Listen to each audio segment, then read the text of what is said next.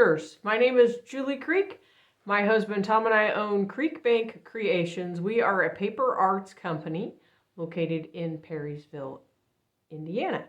I'm here today to share with you a new card.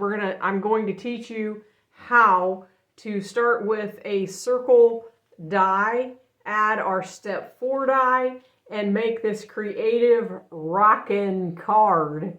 Hang on, I'm going to turn the camera down. We're going to get started. I have the camera turned down and we are ready to roll. This is kind of tricky looking at it from the angle that we've got. But what we have here is a circle cut on a fold, which gives us that card base. So I want to go over that with you and explain to you how I made this card. We are using a circle die, and the first thing we're going to do is cut our paper 6 inches wide and 10 inches long. And you want to use a heavy cardstock for this because you want it to stand up nice and strong. So heavy cardstock, and we're going to put that up on our scoreboard. And we're going to score at 5 inches, right down the middle. And we will fold on the score. I am using our stitched circle die, and we are going to take the largest die out of this set, which is a 5-inch die, and we are going to die cut a circle. So we're going to place this on the paper, and we want the top of the circle to be off of the card. I wanted you to be able to see at the top the die is off of the card. So I will tape this into place with our Creek Bank Creations stencil art tape, and we will run this through the die cut machine and die cut. Once out of the machine, we will use Undu so that we can remove the stencil tape and it will not tear up the front of our paper. Let's get that off. And there we have our 5-inch circle card on a fold.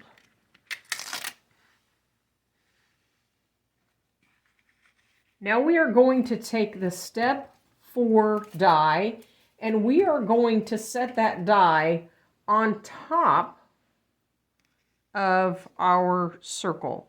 Now when we do this, we want to set that 2.75 inches from the outside edge.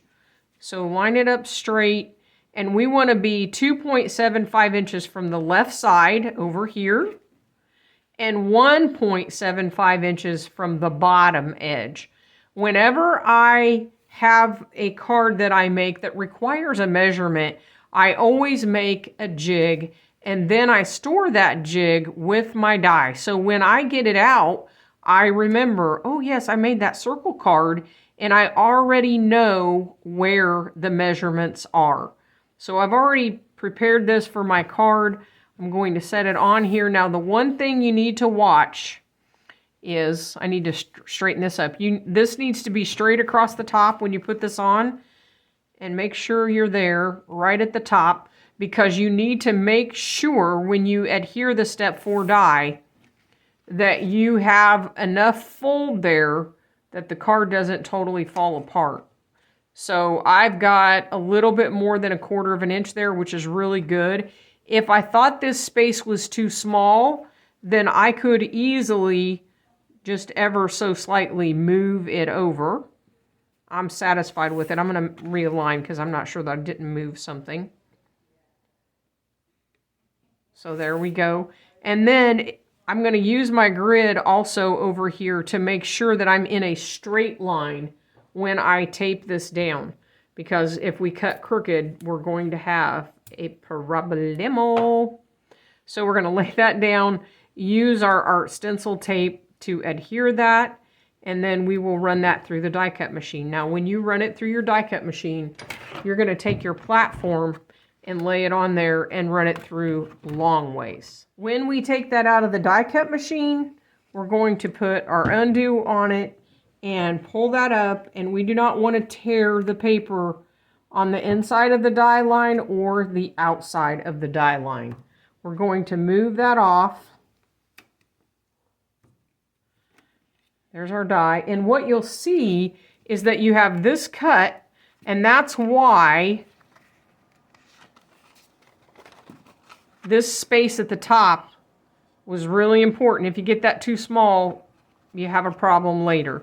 So we have that cut, and then we have score. So we're going to make our valley and mountain folds back and forth. And that is your step card.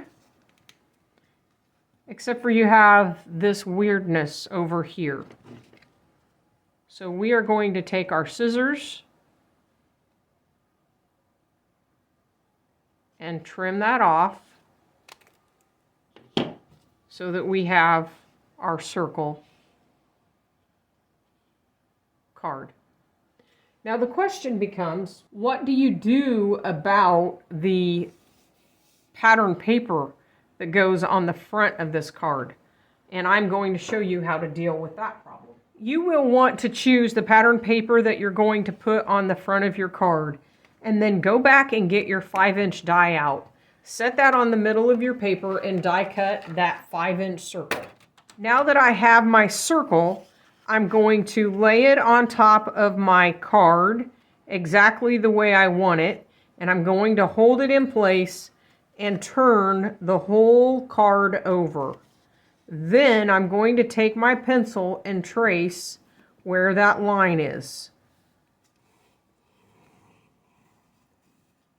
Then I can cut that with scissors, or I can put that in my paper trimmer, and I will cut right on that line so that I can cut that piece away and have it sitting in there perfectly.